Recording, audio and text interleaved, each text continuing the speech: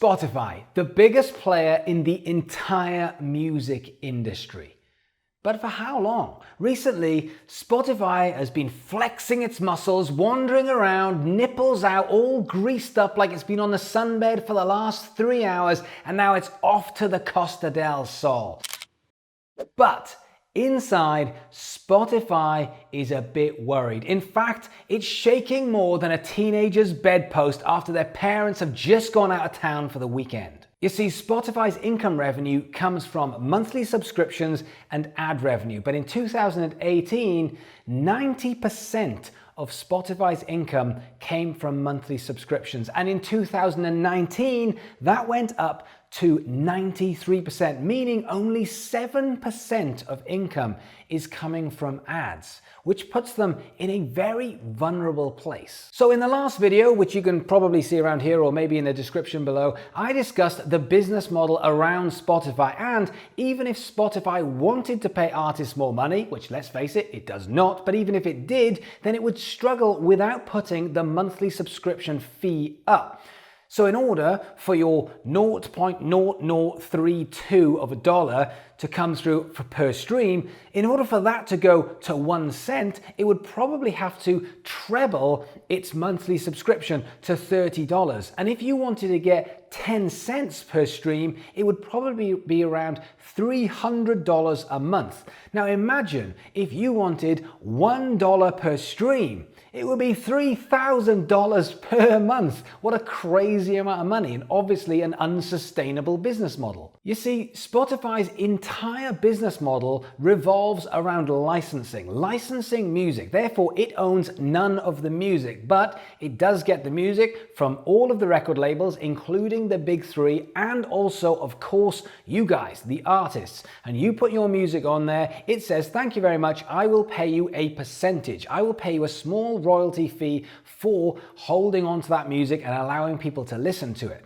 But it doesn't own any of it. The whole idea of the business is to give a no-brainer product, effectively a crazy amount of value for $10 to the consumer. Because let's face it, we have all known for a long time that we can get music for free. So therefore, we don't need to pay for music. We can find music somewhere. Maybe we might have to listen to the odd advert. Maybe we might have to actually download it. But we know, and we have known for a long time, we can get music for free.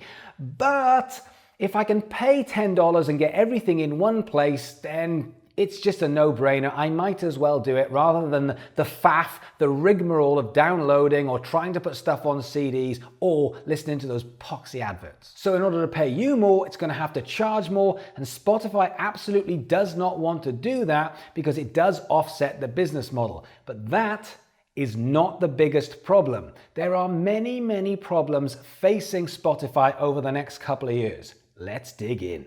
Now, Spotify has been around for about 12 years, but growing steadily year on year. And in 2019, its income revenue was up by 25%. What a crazy amount of money. Unfortunately for them, their royalty payments went up 30%. So all of a sudden, as the money comes in, everybody wants a piece of the pie. And so all of the major labels who are doing deals with Spotify are seeing the growth and saying, well, the next time we renew our deal, we're probably going to want a bit more cash.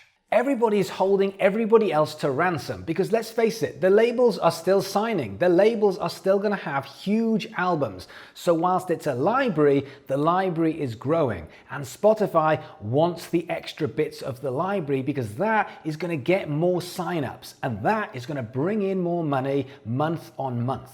In fact, Spotify have 70 million songs. 70 million songs online, which is a crazy amount of songs.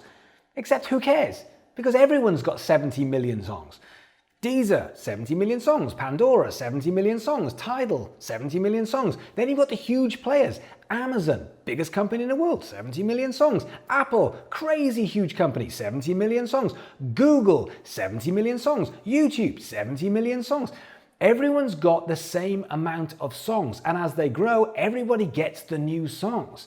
And we are talking big players. We are talking Amazon, Google, and Facebook look like they are potentially going to join the race. These are big players. And in this fight, everyone is throwing punches. This year, Apple released its Apple One, which effectively was the big bundle. We all love a bit of Apple, and we've got our phone, and we've got our tablet, and we've got our laptop, and we've got the watch, and we've got everything else that Apple has. Well, now we can put everything into it in one place, which all fits together, which includes your music, your TV, your games. There's also iCloud, your fitness, your news, everything goes into one place.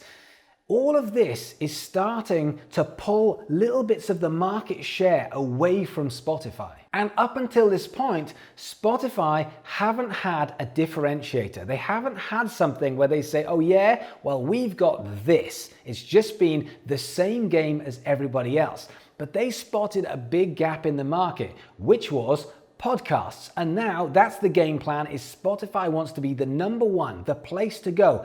And yesterday it was announced that they spent another $250 million, $250 million on acquiring the podcasting company Gramophone, which is a huge company, which puts it up to nearly $1 billion worth of investment into just podcasting. And a lot of that is exclusive content like Joe Rogan, Obama's, the Kardashians, The Ringer, DC Comics, and all of the other exclusives that they are looking to acquire. Spotify's business model revolves around growth. It has investors, it has shareholders. This is not an option. It has to grow. And in order to get more people to buy shares in Spotify and carry on growing, Spotify has predicted that by 2025, it will be twice as big as Netflix.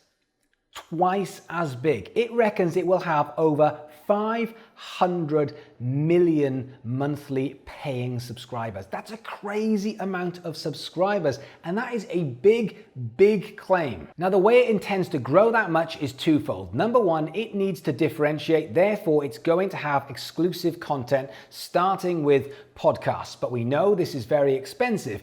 If it starts to go down that route and pay lots of money, paying Joe Rogan a cool 100 mil for his show to be on Spotify, there's only so many times you can do that before you have to start pushing the price once again to the consumer. The same way, if it wants to pay artists more, it has to put that across to the consumer. It can't do that because the shareholders and the investors are waiting for the growth. So Spotify really doesn't want to pass these costs on to the consumer, and they know it gets expensive. After all, Netflix spent $15 billion in 2019 on original content, not licensing content like Spotify does, on original content. But that's what drives people to Netflix, to carry on watching the stuff that you cannot see anywhere else. The next thing is growing to new territories. Yes, they've conquered US and UK and a lot of Europe. However, there's still a lot of the world still left to conquer, and they know, and they've been pushing.